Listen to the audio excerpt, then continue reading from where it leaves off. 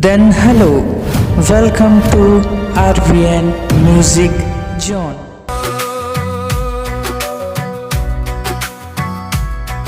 अभनपुर ले धनोद तक गूंजे माया के गांव, 104 गांव मन संगी हमर अभनपुर के ठाव।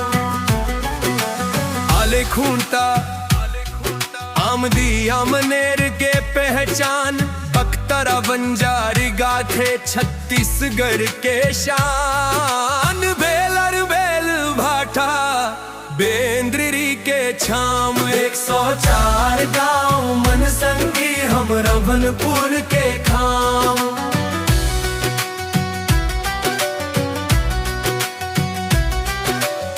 भरेंगा भाटा पारा भटगाम के बात, भोथीरी हा भुरका भुरकोनी के साथ।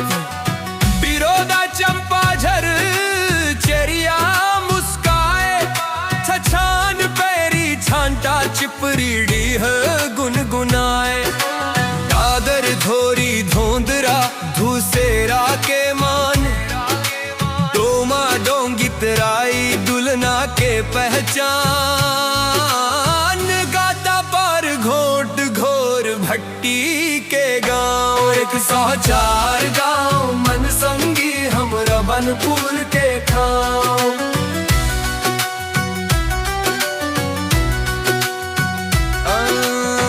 अभनपुर ले धनौद तक गूंजे माया के गांव, 104 गांव मन संगी हम अभनपुर के खाओ।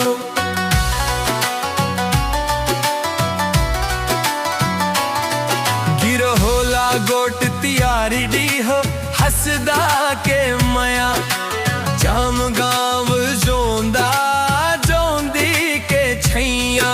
जवाई बांधा झांकी जुलुम के राग, कन्हेरा कठिया केंद्री के सुहाग।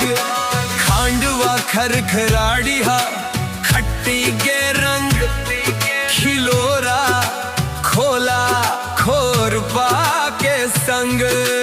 कोलार कोलियारी को पेड़ी हा गाँव, 104 गाँव मन संगी हम अभनपुर के खाओ।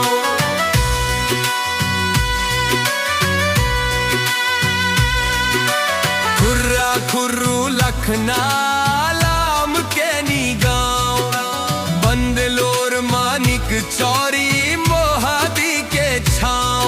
मोखेतरा मुड़ पार मुंडरा के मान, नहाना चंडी नवा गाँव के पहचान। नायुत बांधानी मोरा पचेरा के प्यार, पलौज परागा परसदा दुआर। पर सत्ती पर सुलीरिया के गाँव, 104 गाँव मन संगी हम अभनपुर के खाओ।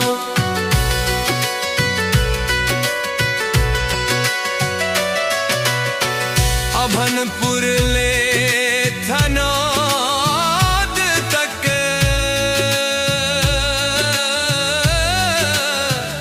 गूंजे माया के गाँव, 104 गाँव मन संगी